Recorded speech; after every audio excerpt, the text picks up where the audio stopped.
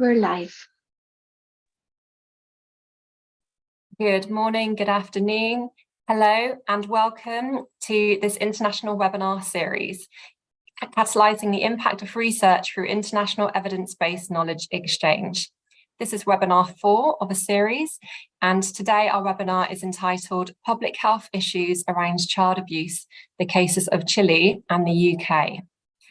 This webinar and this webinar series are a result of an ongoing collaboration between the Pontificia Universidad Católica de Chile, the Universidad del Desarrollo in Chile, and Teesside University.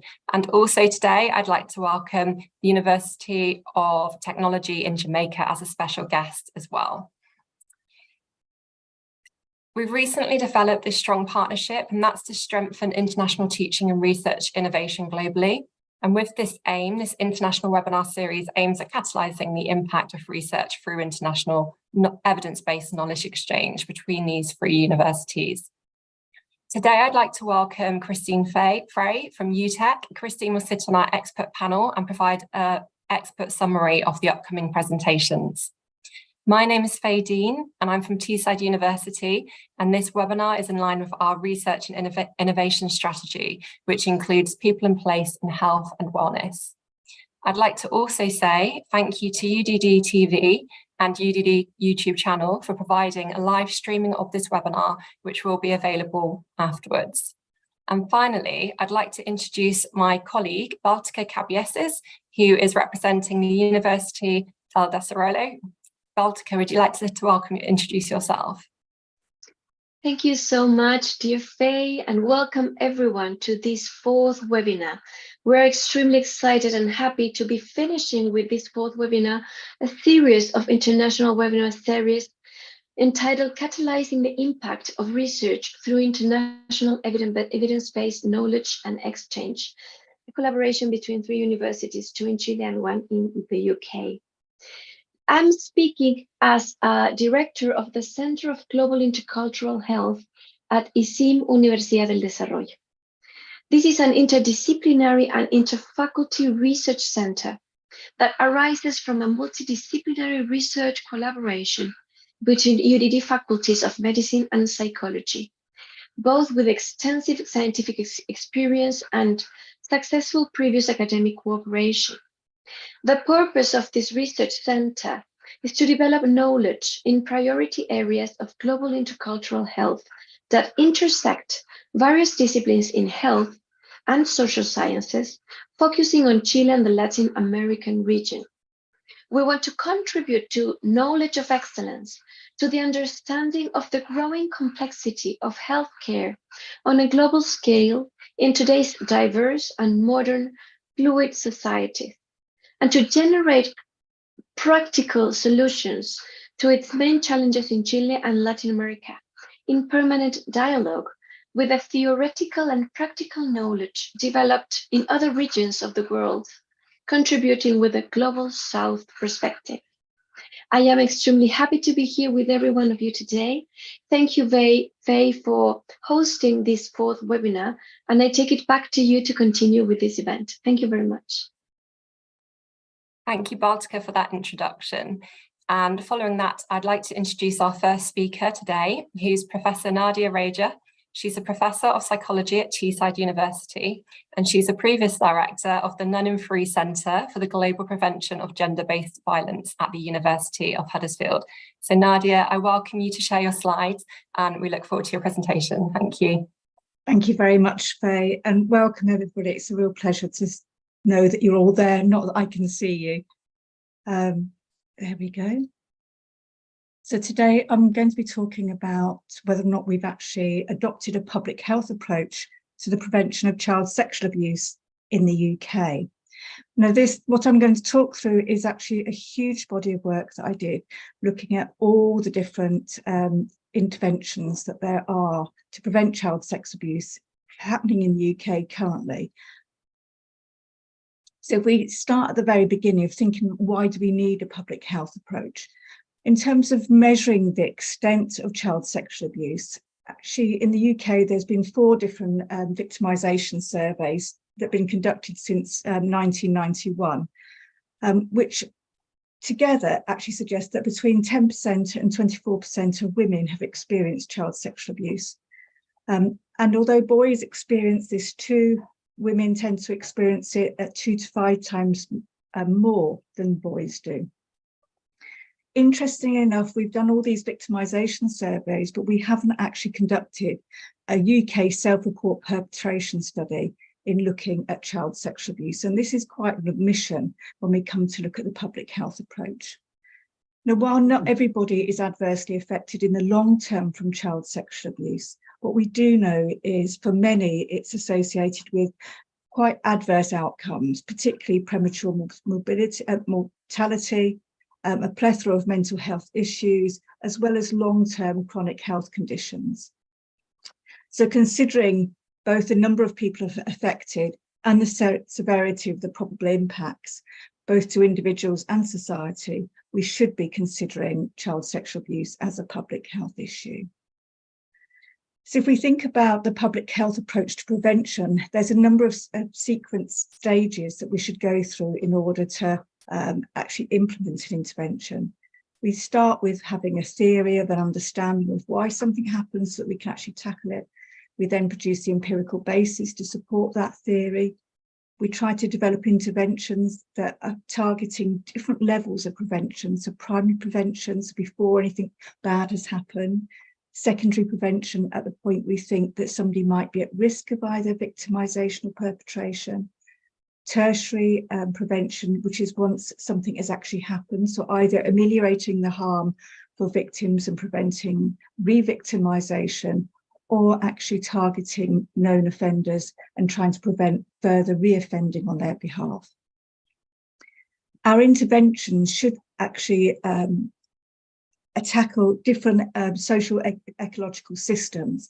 We shouldn't all be targeting the individual. It should be the individuals, the primary institutions in which they reside, be that the families, schools, also their communities and neighbourhoods, and also the social cultural milieu. We develop these interventions at these different levels of prevention across these different ecological systems, and then we conduct very rigorous evaluations, ideally multi-site randomised controlled trials where that's feasible.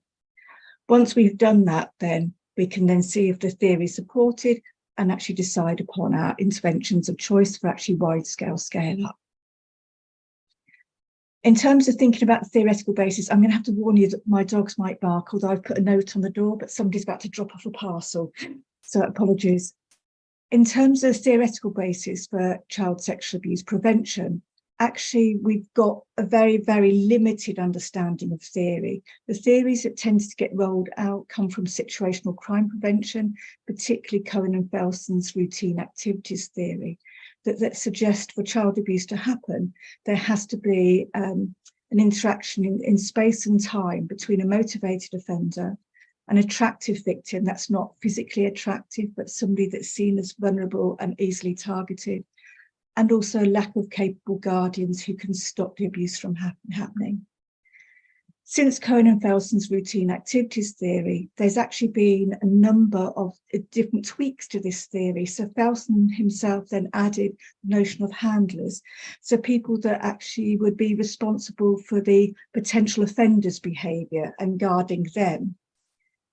Eck then added place managers and said there's a place for people who manage spaces. So it might be the playground, it might be the parks, and it's places where children frequent. Are there things that we can do in those spaces to make those spaces safer? Now, for me, I became very interested in Cohen's what's called atrocity square, and he applied this to genocide, which seems far-fetched in relation to child sexual abuse. But he said we needed to think about both internal bystanders, and that could be family members, other family members, or friends of the children, or other people close by, and also external bystanders. And that could be sort of people in the neighbourhood, it might be teachers, it might be people that are quite at a distance from the family, but that might recognise that something is happening. If we think about these two different groups of bystanders, we can think about who to target our messages to and what the messages need to have within them. and what might be people's problem with hearing those messages, and it'd be very different. So I decided that I would come up with a new theory of child sexual abuse prevention a little while ago.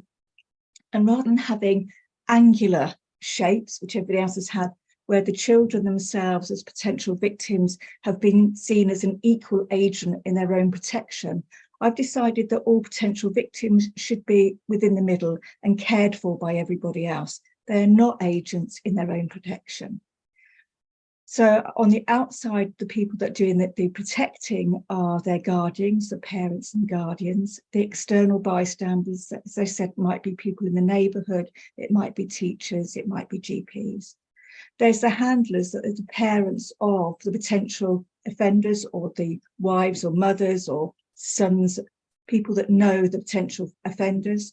The place managers are people that have responsibility for the places that children frequent, and also of the potential offenders, because there's some people that we think of that might recognise in themselves that they have a potential for offending. And many of those will last about 7 years before they actually do offend. So we have an opportunity to work with them. So in terms of the sequencing then of what we would do in terms of the public health method, and in terms of our empirical activity, we first of all need to define and measure child sexual abuse. As I said, we've got quite a good idea about the rates of victimisation, what it looks like, what the outcomes are, what the predictors are, what the risk factors, what the protective factors are for child sexual abuse. What we know less about is the onset of perpetration, particularly in young people who have not been apprehended by the police. We know an awful lot about apprehended and convicted sex offenders and their risk for recidivism, but what we don't know really is about their risk for offending to start with. We then sort of need to identify those risk and protective factors, and as I said, we don't know them for perpetrators, but we do for victims. We've got quite a good idea about environments as well. We then need to design and evaluate a whole range of preventative interventions that span all those ecological systems, and identify the most efficient and effective methods for particular groups of people. Once we've identified what works for whom, then we can go to the widespread adoption, and then we should reevaluate whether it works at scale as well. So I've said to you about these, I'm going to jump through that. When we think about, in terms of evaluating the programmes, we've also got I've talked about levels of prevention. I'm going to go through that. When we think about evaluating the programmes, we need to think in terms of the Maryland scale. So randomised controlled trials across multiple sites is the most ideal. What we often have with evaluations that happen of these types of programmes is they tend to be quite small scale, single samples, no control group, no randomisations. They're quite weak research designs. Now, for me, we do have evidence of the public health approach having a massive impact. As a former smoker myself, which I'm very embarrassed to say, but I have been smoke-free for 20 years now, that the work that's happened over the past 20 years in the UK to reduce smoking has worked. Whereas before, smoking was very routine. When I was a young mum, everybody smoked around me. Things have dramatically changed. And we look at the strategies that were being adopted. They were very much at a government level, that was led at the government level. They were very well resourced to do this. They targeted all the different ecological levels, and they targeted primary prevention, secondary prevention, and tertiary prevention. And so I've put the list of things there, but what we can say is we know that it's worked incredibly well. It's a completely different landscape to the one that I grew up in as far as smoking is concerned. And this is what we would want to see with the interventions for child sex abuse. So what I did a couple of years ago is I looked at all of the different interventions at the different levels of levels of prevention across the different individuals, and thinking about something unlike smoking, where you're just targeting the individual who might be a smoker or at risk of smoking. When we're trying to prevent something like child sex abuse, we've got potential victims or actual victims, potential offenders or actual offenders. So we've got two different groups of people we could be working with. So in terms of primary prevention, at the individual level and that's victim focused, we can see there's an awful lot of programs for victims. But when we look at all of these tend to be run by NGOs and charities. They're quite small-based programs, and that's with the exception of the school-based prevention programs that went widespread and became mandatory in 2020 in England and Wales. But all the others were quite small-scale, very geographically dispersed. Most people didn't know they exist. When we look at the focus on primary prevention with offenders, there was one proposed school-based primary prevention programme, which I don't know whether that ever came out, but it had been talked about for a while. But there's absolutely nothing at the moment on primary prevention of offending. Oh, so I need to go backwards. Sorry, I've just jumped too far. Can I go back? There we go. When I look at secondary prevention, on the left-hand side, I've got about programmes for victims. Again, most of these are actually just run by NGOs and charities, small scale, are unfunded. When we think about potential offenders, much more is happening in this sphere.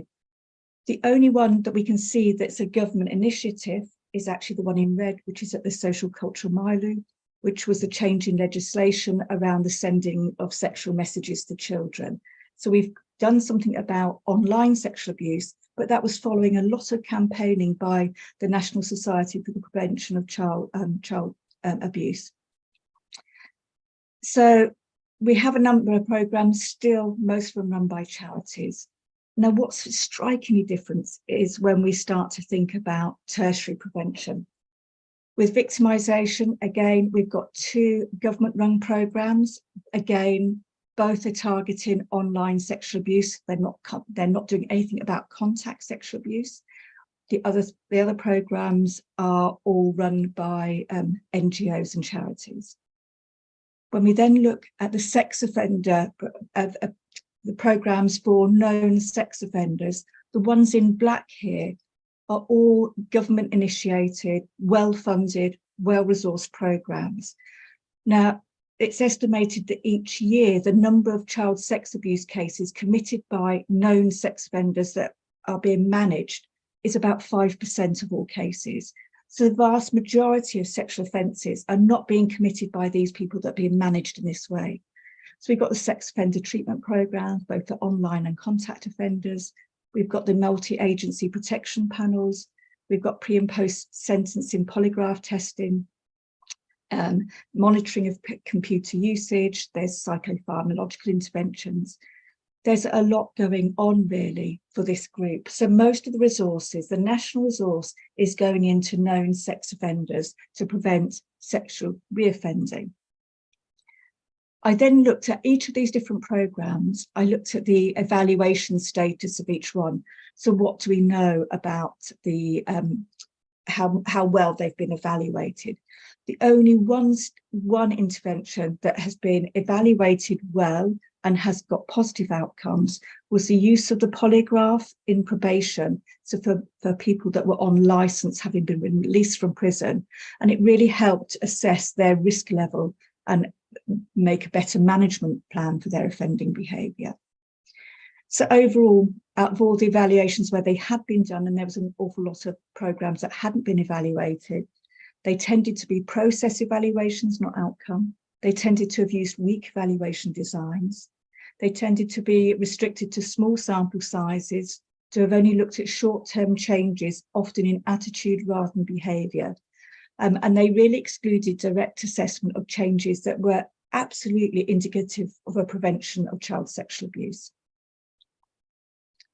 So in conclusion then, a significant proportion of the interventions were for convicted child sex offenders, and these were already national programmes despite very little evidence of their effectiveness. So we're spending a lot of resource on something that we don't know whether or not it works.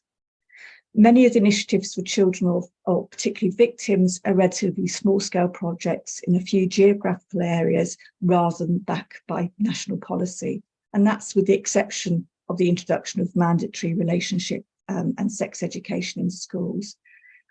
So in many instances, these programmes haven't been subjected to rigorous outcome evaluations, or where there's evaluations ongoing, they haven't yet come to fruition, and the existing evaluations have not shown the desired effects. So overall, the current activity aimed at preventing child sexual abuse is at some distance from it being equated with adopting a public health approach. The key issues are the initiatives with stable funding that are embedded in legislation and policy tend to focus on individual offenders at a tertiary level of prevention, and there's very little evidence of the effectiveness of many of these programmes. There's also only a limited focus on interventions that tackle issues in the neighbourhood or the social cultural sphere, and this is particularly for people that might have a sexual interest in children that haven't yet acted upon that. Also for those that have been victimised, what we see at the moment is an awful lot of victim blaming happening. There's also very little focus on the primary prevention of offending. And at the moment, I would say we've got very little evidence based on which to develop that. We need to do much more work with undetected sex offenders, looking at the onset of offending. In terms of secondary prevention for offenders, I think this is one of the most fruitful avenues for intervention, which has been underexplored and underutilised. So there's a need for these programmes to be attractive and accessible to those that can get them. As I said, there's some work that's been done in the Dunkenfeld project in Germany that has indicated there's this 7-year lag where people recognise they've got a desire to offend against children, and they fight with themselves against that before actually offending. If we could actually make services attractive and accessible, it's that group of people that we might be able to harness. We also don't tend to look at youth as potential perpetrators of child sexual abuse, but what we do know is about 50% of child sex offenders are actually under the age of 18 themselves. So what we do have is this growing emphasis on child-focused universal primary prevention aimed at reducing victimisation, despite the weak evidence from robust outcome evaluations. And there's several concerns I have with this is if we're targeting young people to try and harden themselves against being targets of sexual abuse, we might actually displace or change offending. So it might be children that can't access these types of programs that become more vulnerable. So young people that might have learning disabilities or physical disabilities. It might be that the offenders actually change their approach to targeting victims. So it might be that they use drugs more readily to to be able to seduce the child. Oh, sorry, sedate the child, I didn't mean seduce. We might also create a problem with encouraging disclosures of child sexual abuse. I've done an awful lot of work around people's willingness to hear a disclosure of child sex abuse and the responses that victims themselves get to disclosing. And at the moment, there's a huge problem with people disbelieving victims of child sexual abuse when they disclose, and it's being unready to hear that. And what we do know is a negative response to a disclosure is incredibly damaging for child victims. So there's also what I see with some work with the police is when we're delivering these primary prevention programs in schools, they're really about empowering children to know the risks. It's not about them protecting themselves, but people that know that children are having these programs think that children can now protect themselves. So when abuse does happen, they actually get blamed for the abuse that happens to them. So are we there? I would say we're not quite there yet. So currently, I would say the UK is very innovation rich. So we're designing lots of interventions by lots of very eager charities and NGOs. But our evidence of being able to prevent child sex abuse, or our ability to produce that evidence, is very poor. So far, there's too much focus on children being agents of their own protection and of managing known sex offenders, with little emphasis on anything else. So thank you very much. Thank you, Nadia. This isn't my area. I don't know much about child abuse, but you put that together so succinctly, and you really had a really fascinating talk, which was really informed. So thank you so much for sharing that with us. It's obviously quite a sensitive and provocative subject as well. So thank you for sharing your research, and definitely have some questions for you at the end on that. Thank you very much. Okay, brilliant. So next, I would like to invite our next speaker. That's Alice Blukacs. Alice, apologies if I can't pronounce your surname properly. Baltica will know I'm not very good at pronouncing certain words, so you have to do that for me. Alice is an assistant researcher at the Centre for Global Intercultural Health at the Universidad del Desarrollo. She holds a master's degree in international migration and public policy from the London School of Economics, and her main areas of research are migration as a social determinant of health, migration and mental health, and also intercultural health. So Alice, welcome, and please may I invite you to share your slides. Thank you. Thank you very much, Faye, and thank you, Nadia, for a very, very interesting presentation. So let me set a timer. So hi, everyone. My name is Alice Blukacs, and today I'm going to present about public health issues around migration and child abuse in Chile. First of all, I would like to acknowledge that this presentation is building upon a group effort from our center, and it's based on all these projects. So this is a little bit of a synthesis of the work that we've been doing. So first of all, a little bit of background on migrant children in Chile. So the migration patterns in Chile are what we call South-South patterns. So it's mainly migration from the region, and the main migrant communities are from Venezuela, Peru, Colombia, Bolivia, and Haiti. There's about 1.5 million international migrants living in the country at the moment. That's about 8% of the total population. And there is an estimated 200,000 migrant children living in the country, and that would be foreign born.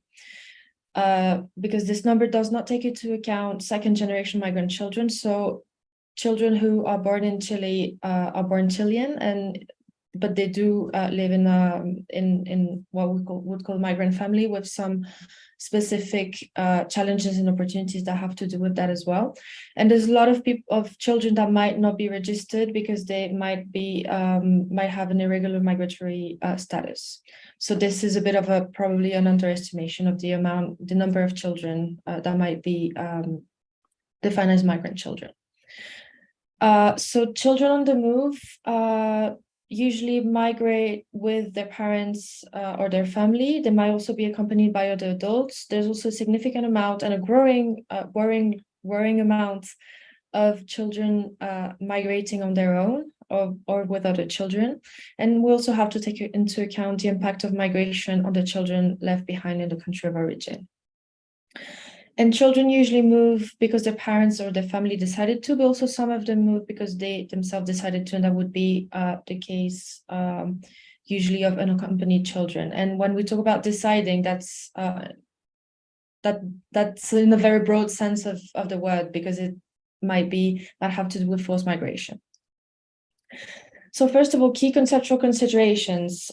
So child abuse is a very difficult and complex phenomenon, and it's very, very delicate. So there are a few things that I would like to outline first. So when we talk about migration and child abuse, so the first thing that I would like to say is that migration in itself does not constitute abuse, even though some abuse might take place during the migration cycle. So usually when we interview families, parents, they say that they usually migrate with the children for better opportunities, and they take migration as well as a form of care.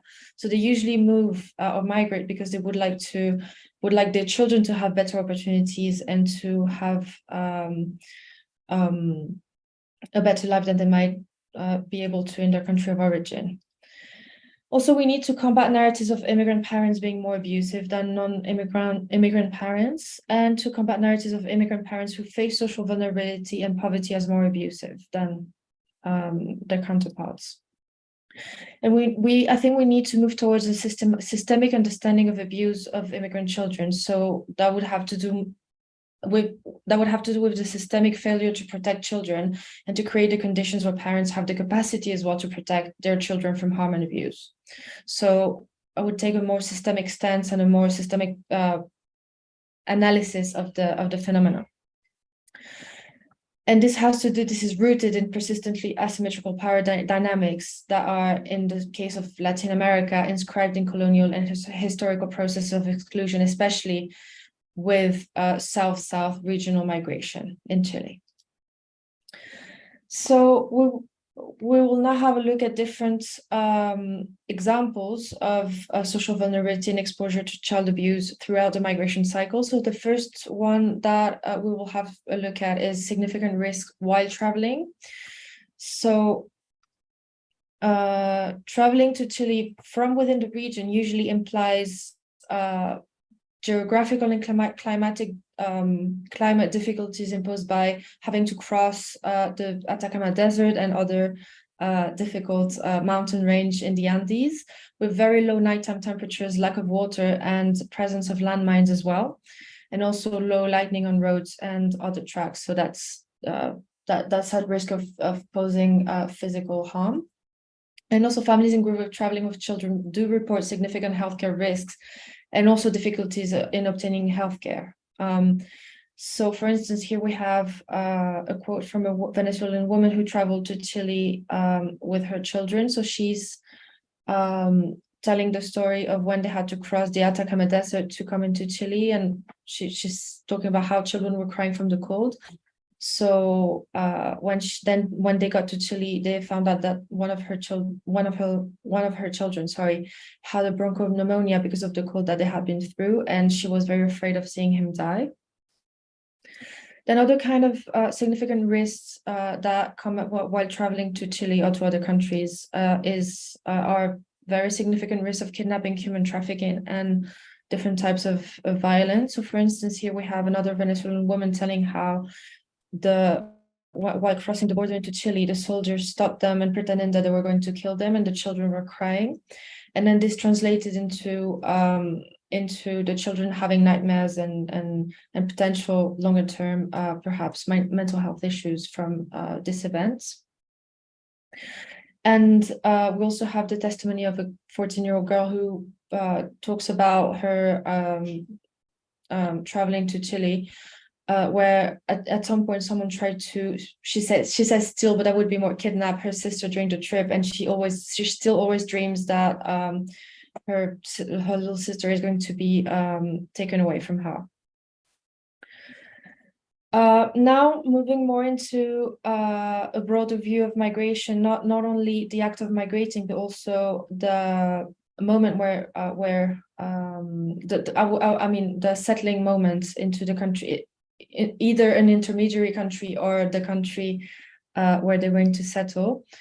There are issues of family separation and reunification, where, for instance, the mother would migrate first and then go for their children, or so sometimes as well children have to migrate on their own. That would be the case mostly for teenagers.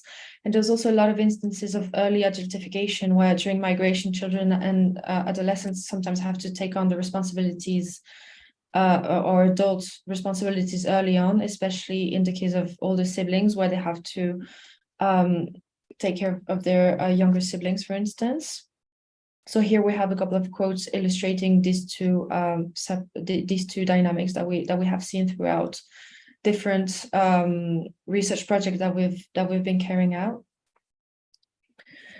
Then, of course, there is a significant amount of racism and discrimination happening with regards to migrant children throughout the migration cycle, during the traveling in intermediate countries, and when settling in Chile. So again, in the context of historical and colonial dynamics of exclusion, we have seen a lot of narratives around the hypersexualization of Afro-descendant bodies, even at a very early age, so teenagers and pre-adolescents, and experiences of racism. So again, we have a few quotes illustrating these instances. So one 15-year-old girl was saying that sometimes she has to walk around to go somewhere, and she's been in that situation where a man comes up to her in a car and offers her money. So she says no and goes away. But she's noticed that it happens a lot in Chile. Another child said that she had encounters with people who are prejudiced and xenophobic, and someone called her a monkey. very difficult, obviously very difficult testimonies. And then there is a 16-year-old girl who describes a situation where she was very heavily bullied at school by another girl who threatened her. And then we move into what has to do with living in material conditions throughout the migratory cycle, where people migrating usually in very precarious conditions, especially people who cross the border through non-authorized crossing path will sometimes find themselves in situation of homelessness with children, and also the situation of overcrowding, and the risks associated to living with strangers, basically having to share a house or an apartment with people that they do not know, and the potential abuse that may happen in this situation. So, for instance, an NGO worker said that in the north of the country, she's been in the last few years observing more and more families, whole families migrating into Chile through non-authorized crossing paths. So that would mean, in that case, crossing the desert, usually on foot. And she says that they didn't used to see women, it was usually only men or single men. And since the pandemic, they have been seeing whole families with children, and they have been seeing an increasing amount of homeless children. And we have another testimony from a Bolivian woman living as well in the north region of the country, where she was saying that she was sharing a house with other tenants, and one of them was mean to her son, and that also she implies that he would sexually assault her as well. So that's a situation where the mother is at risk and the son is at risk as well. And she says that when this started happening, she could leave and escape from that situation.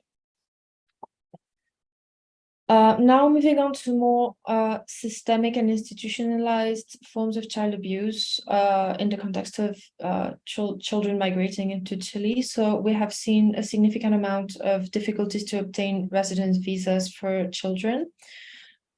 So during the pandemic, between 2020 and 2021, almost 6,000 children and teenagers entered the country through non-authorized crossing path, and that leads to having extreme difficulty to obtain a regular migratory status, although it is something that is that is guaranteed for undocumented children. There are a lot of delays of administrative processes. So while waiting for the residence visa, they are in a very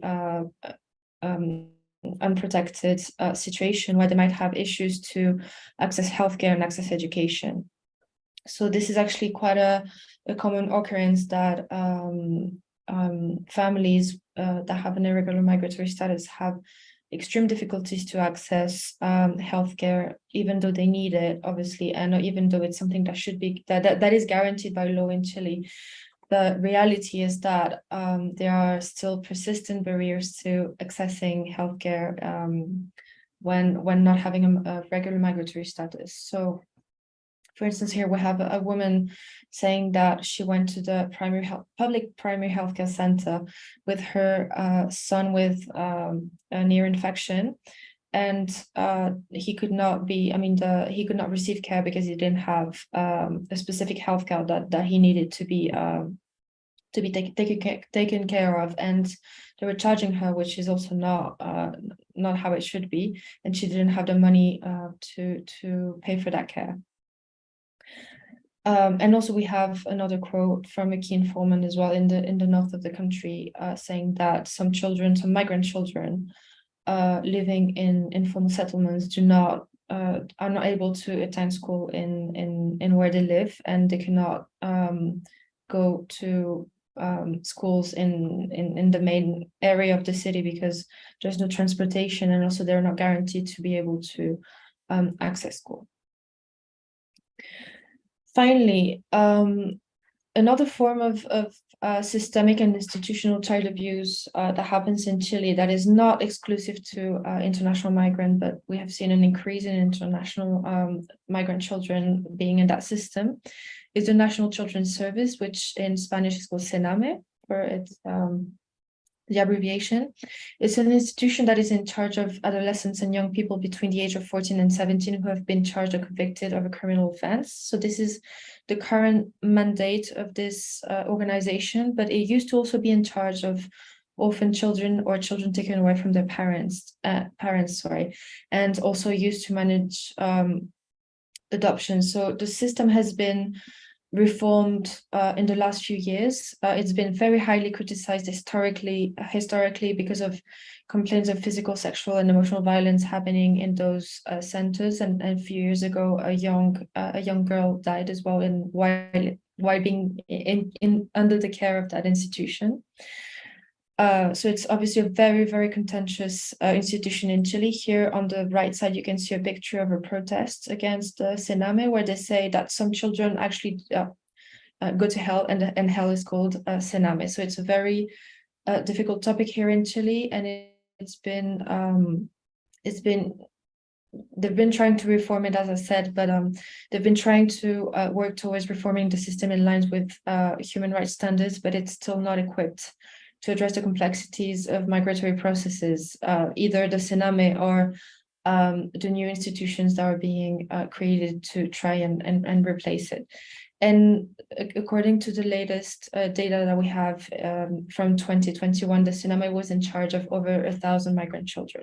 So this is also a very significant worry in terms of the welfare of migrant children and the child abuse that they might be experiencing while being under the care of the Chilean state.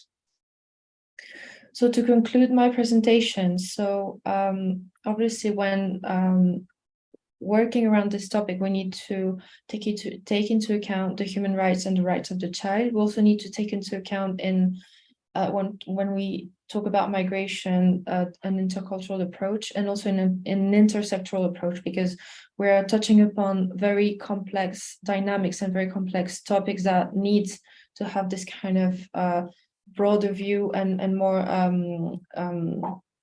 holistic approach to tackling the issue. So one of the first things that needs to be done is we need to examine and deconstruct the narratives around migration, poverty, and vulnerability as drivers of child abuse, because this usually leads to highly stigmatizing narratives that do not actually help in tackling the issue. This goes together with obviously identifying the systemic root causes of child abuse throughout the migration cycle. There needs to be work done towards creating the conditions where all children are protected from harm, abuse, and exploitation. And finally, it is useful to recognize children as subjects of protection, but also recognize their agency and power to participate in decision-making processes in the migratory decision. And obviously, this is not to say, as Nadia rightfully said, that children should be agents of their own protection, but obviously they are subjects of protection, but we also need to recognize that they do have agency and can participate in some decision-making processes. Just to close this presentation, here is some recommended reading if you're interested in the topic. Unfortunately, most of the reading that exists for the topic in Chile is in Spanish, but I found a couple of articles in English that I've put first and highlighted in blue so that you can have a look at these. And if you do speak Spanish, you can also have a look at the rest of the existing literature that can give you a sense of the topic in the country. Thank you very much. Here is my email and Alejandra Carreño's email, who also worked on this presentation. Thank you very much. Thank you so much, Alice. Again, another really fascinating insight into a certain population within Chile. And that definitely was an education for me. It was very, very interesting. So thank you for sharing that with us. I'd next like to welcome to the floor one of our expert panelists. So I'd like to welcome Baltica Cabieses. Baltica, as she said, is a professor of social epidemiology. She's the director for the Center of Global Intercultural Health at the Faculty of Medicine at the Universidad del Desarrollo. And she's also a visiting scholar at the Department of Health Sciences at the University of York here in the UK. So welcome, Baltica. Would you like to provide a commentary on the presentations that we've seen? Thank you. Yes, dear Faye, thank you very much. First of all, thank you to both presenters for their wonderful presentations. I was really listening very carefully to all the explanations, data, and reflections that provided around these really complex topics that makes my heart suffer very much, but also needs to be discussed, raised in terms of awareness and sensitization to communities and globally, and to give it time to think about this and what more needs to be done. So thank you for that. I will first make a very general comment around Nadia's wonderful presentation. And I wanted to highlight how she raised the relevance of sharing knowledge in this topic across countries and regions. She made me think of the huge relevance of child abuse and child sexual abuse in particular as a global public health issue associated with adverse health and premature mortality throughout the person's life. So how to prevent it? Where does it begin? I was thinking of intergenerational, persistent, and historical violence and abuse in some communities and families throughout the world, the countries, and regions. I was also thinking of the need of an intersectional approach in the relationship between abuse and ethnic identity, poverty, marginalization, gender, and others. Having at the center the idea that not having a child that can be considered vulnerable, lonely, unattended by a potential offender should be at the heart of every parent's efforts and every country's and society's efforts. So raising awareness, teaching parents and families of this risk is possibly something that needs to continue to be doing all the time, every day, in every place.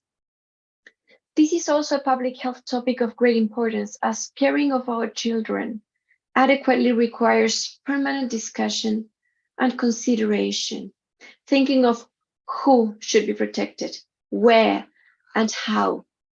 I was thinking of orphaned children in the streets in Chile, which connects with Nadia's presentation, but also with Alice's presentation, who are also vulnerable for not only child abuse, but drug abuse and use, violence, criminal events, and so on. So thinking of environments, as Nadia indicated, appears to be crucial, and that is the ecological perspective of health and care, including child abuse. She mentioned media campaigns, news, social events, and interventions where families can share awareness and prevention at every local level. We also need the angle of treatment, of healing, and of secondary prevention of related complications over time for children and adolescents who suffer from abuse.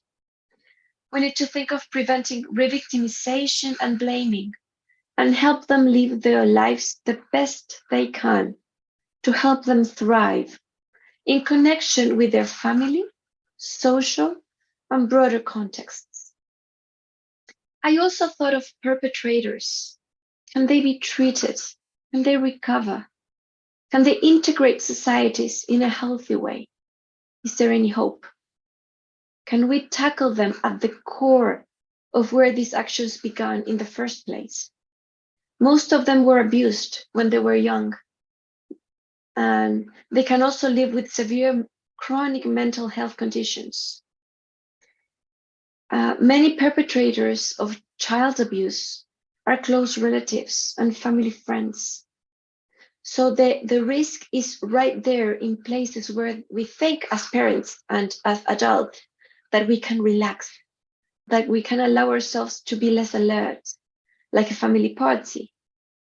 So I think of this topic as an extremely complex one, challenging and life-changing for the person and their close ones.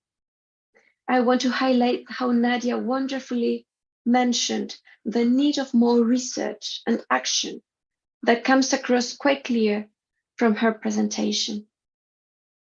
In terms of Alice's also wonderful presentation with the angle of child abuse among migrant children and adolescents, she made me think of how children on the move globally in Latin America and the Caribbean and in Chile are underexplored and underconsidered in many public health data, research, and actions. Many of them move not necessarily because they want to, as Ali said, but as a consequence of their parents' decisions, who are aiming to provide a better life for them and their kids, as well as sometimes escaping from poverty, hunger, conflict, natural disasters, and war. There is also a growing number of unaccompanied children moving in the Latin American region that deserves attention and care. On top of frequent causes of child risk and vulnerability for abuse, migrant children might experience additional violence coming from, for example, irregular migratory status, trafficking, family separation, and other forms of abuse that detriment their life and their health when abuse happens, and also over time, which needs much more research, understanding, and action. Barriers to accessing education and health care have been reported globally, regionally, and in Chile, as well as experiences related to racism and xenophobia.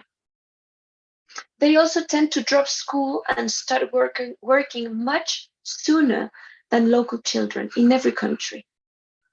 This is similar to Nadia's presentation, in which I just highlighted an intersectional relationship with migrant child abuse and ethnic identity, poverty, marginalization, gender identity, diversity, and others. At the center, again, not having a child that can be considered vulnerable, lonely, and unattended is something that we need to think about a lot more in terms of how it is a risk for abuse. The transit stage for migrant children is also a risky experience for everyone, but especially for them. At the receiving country, homelessness and overcrowding poses them at a high risk of accidents, violence, and sexual abuse. That is persistent, structural, and transnational risks and vulnerabilities of migrant children claim for more attention and action today. Alice mentioned something very important in terms of vulnerability present in orphan children in Chile, including orphan migrant children, which is the Senam institution, which despite its historical significant efforts for improvement, and generally the efforts of wonderful people who are trying to do their best in there, this institution has been reported as a source of persistent, systematic, and structural risk and violence of orphan children in our country. We need to think of migrant children's lives as relevant, unique, wonderful ones, lives that need to be lived, that deserve to be lived in a safe and a loving way. We need to protect their rights and opportunity to blossom in their lives in every possible way, irrespective of their country of origin, regulatory migratory status, color of skin, or language. Thank you very much for the opportunity of sharing these thoughts around these two fantastic presentations. And I take it back to you, dear Faye. Thank you very much. Thank you, Bartika, for providing that expert summary. And I think basically it's just really highlighted and reinforced the important work that you're doing within your Intercultural Global Centre for Public Health. So thank you for that. I'm really looking forward to hearing Christine's expert opinion as well. So Christine, like I said, she's an associate professor at the University of Technology in Jamaica, also called UTech, and she is also a None-in-Free Research Centre worker as well. So welcome, Christine. Would you like to share your review and summary and reflections on that?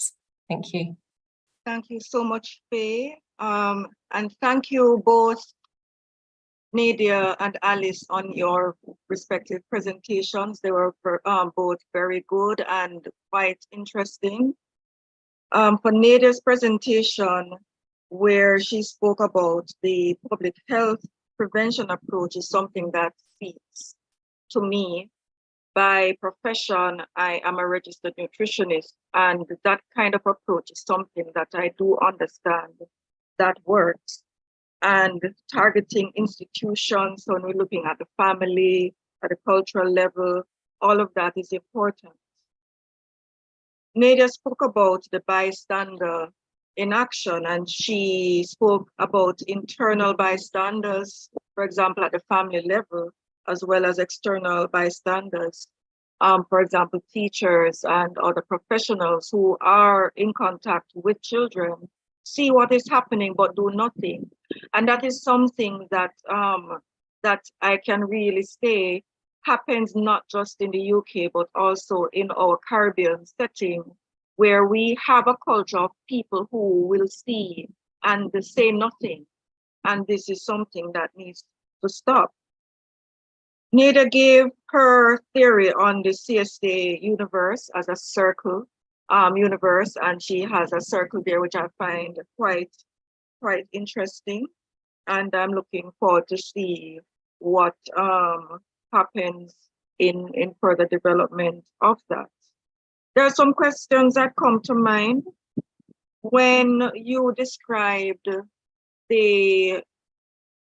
where the government is involved, and yes, they are involved in terms of public health in regards to child sexual abuse. But I just wondered as you spoke, what came to mind is their approach targeting the fruit that has already been born, rather than a brand new tree that is growing and trying to get at that, the root of the matter, before it reaches this level where the child has already undergone the abuse. They are looking instead at the person who has developed that behavior and abusing children. And I do see what you're talking about, that 7-year lag, where someone goes through what someone goes through before they actually offend. It would be so good if that public health approach is actually targeting the environment, so to speak. And as you gave your presentation, as I said, what came to my mind is this tree that has already reached the state where it is already bearing this negative fruit.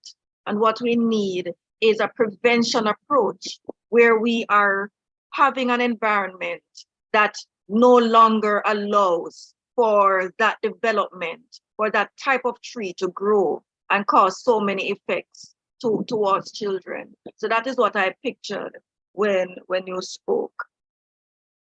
For Alice's presentation, that is a world that I know that I will never expect to see in Jamaica. It is just interesting to hear of migrant children, and so many, and the fact that some may be with their parents, some with other adults, some are just, have no one around, and some are just left behind, and the vulnerability of these children.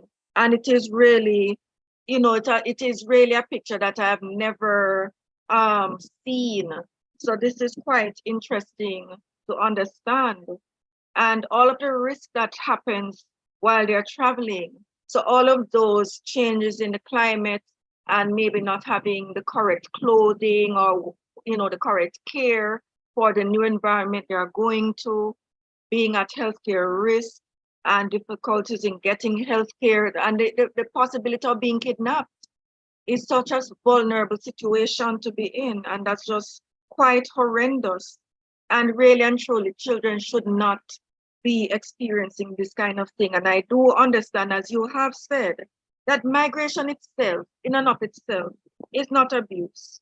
It's just that these are things that children are vulnerable to while migration is occurring.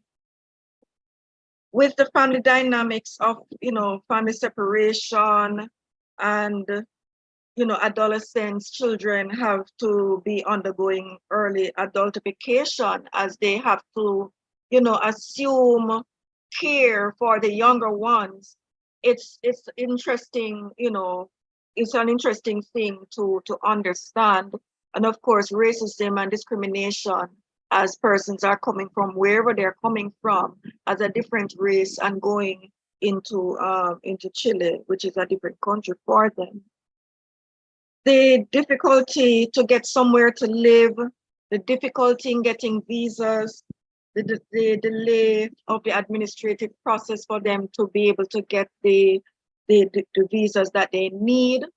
These are interesting situations. And I do understand that the government is working on the situation. However, it is a complex situation for them to be working on. And what I see here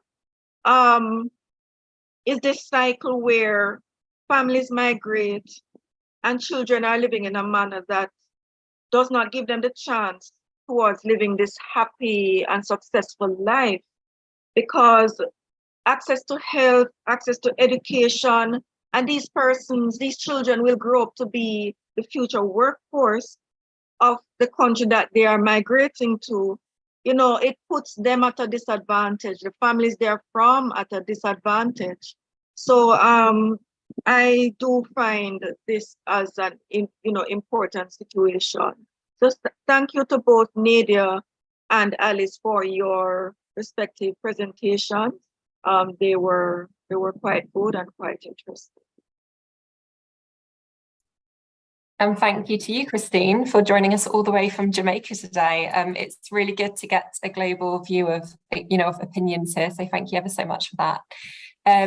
I just wonder if Nadia and Alice, you wanted to appear on screen just to answer some questions that we do have. Nadia, I'll start with you because you went first.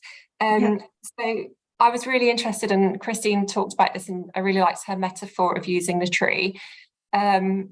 So for me, it just made me wonder, why aren't we targeting primary prevention?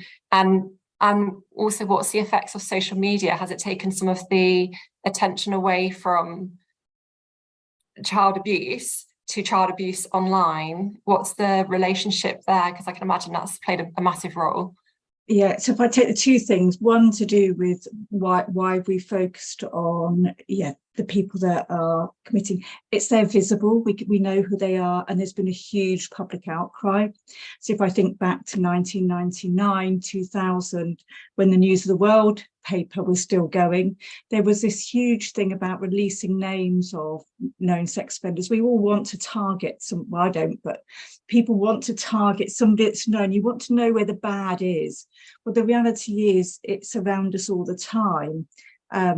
We've just got to manage everything and not give people opportunities. But I think it was public opinion has pushed that, and the government have responded to that.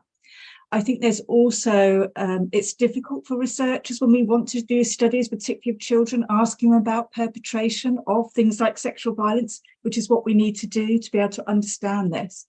So ethics committees obviously are reticent. People are concerned of, if you're going to get children to disclose that they've done some harm, what's going to happen? Can you do that?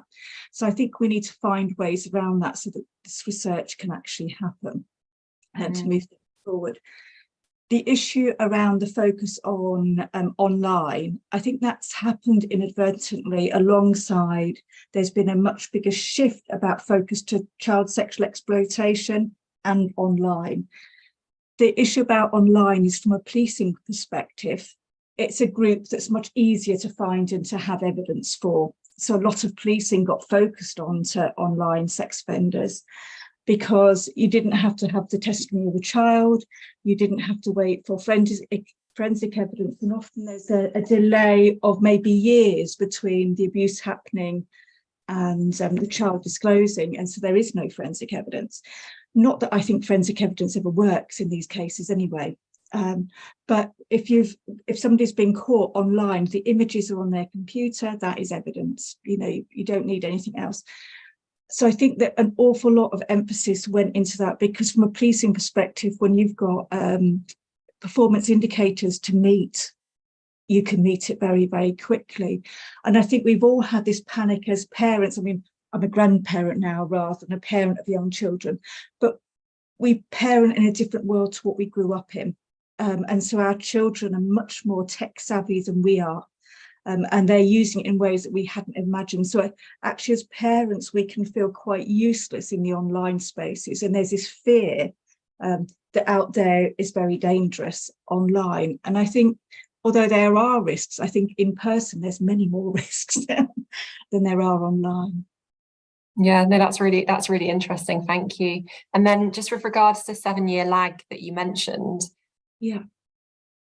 Because you're an expert in this field, you must have had thoughts about how you can kind of cast a net and kind of capture those people, so to speak, before they do something that's terrible. Have you had any thoughts on that? Yeah, I think what I'm going to say is quite controversial, and sometimes we have to think outside the box. But there's some research that suggests that actually paedophilia, sort of the actual sexual attraction to children, might be a fourth sexuality. So there's transgender in terms of sexuality, homosexual, heterosexual, and paedophilia, and it's all to do with all babies are conceived of as female, and around 9 weeks gestation, there's an influx of testosterone, which determines the sex of the baby. Now, that can go wrong in a number of different ways, and the going wrong can lead to these other things. This is just the theory. But if that is the case, and it is somebody's sexual preference, we can't eradicate that. We know from years and years of all the abuse that was done against homosexual people in this country and other countries, trying to change them from their homosexual views. Now, what we can't say is what you're feeling is good and okay, because it does do abuse, unlike homosexuality, where it's fine because it's equal partners. When it's a child, you can't do that. But there must be other pro-social ways of expressing their sexuality. Now, that could be through, I think back to going to parties as a young person. I've not done this for years, but there was always, you'd have Vickers and Tarts parties, or the naughty schoolgirl was the key dressing up point. It was seen as fun, but you're actually mirroring a child but seen as sexy. Now, it could be that it's gameplay. So you have a consenting adult that will play as being a child. I'm not into this. That could be using. There's pornography that's like manga, a cartoon pornography, but all of these outlets really have been banned or made illegal. And so what you want to do is be able to support somebody and them not have to hide from that. But being a paedophile doesn't mean that you sexually offend against children. The two things are quite distinct. There's an awful lot of people that sexually offend against children that aren't categorically sexually attracted to children. And if I think about lots of the people that have engaged in child sexual exploitation, they're clearly not sexually attracted. They're wanting to humiliate, degrade, defile innocence. And I think there's a real distaste for vulnerability, that people really target people that are already vulnerable to harm them more. And I think that's certainly coming through in Alice's work. These children are already vulnerable, then become vulnerable to kidnapping, vulnerable to sexual assault, vulnerable to racism, on top of their other vulnerabilities. So for me, this is a group that I think if we could take the shame out of being able to say, actually, this is how I feel, and I need help managing this. Then, I mean, if you think about the Dunkenfeld project in Germany, they have this confidential consulting process where you can actually go and say, this is how I'm feeling. I need help with this. I don't want to offend. But at the same time, I need to be able to express myself in some way. So I think we need a radical shift. At the moment, we've demonized child sex offending and see people that are demons. But when we're confronted with somebody, we will go into a state of denial that it clearly wasn't them. They didn't do that. They wouldn't do that. They're not the evil type. And the child must be lying.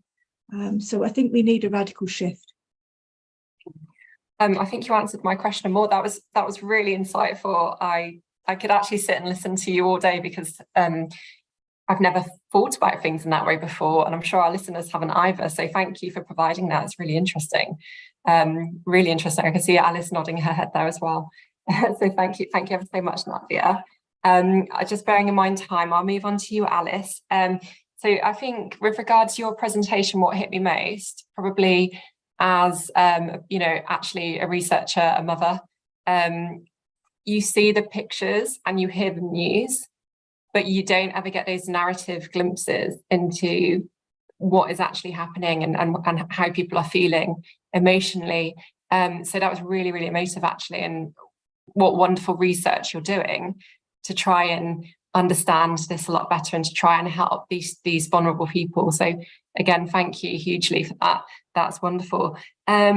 I just wondered if you could provide some context behind, for our listeners, just behind the huge influx of migration pathways into Chile, especially post-pandemic, because that might be quite useful to provide that context. Thank you.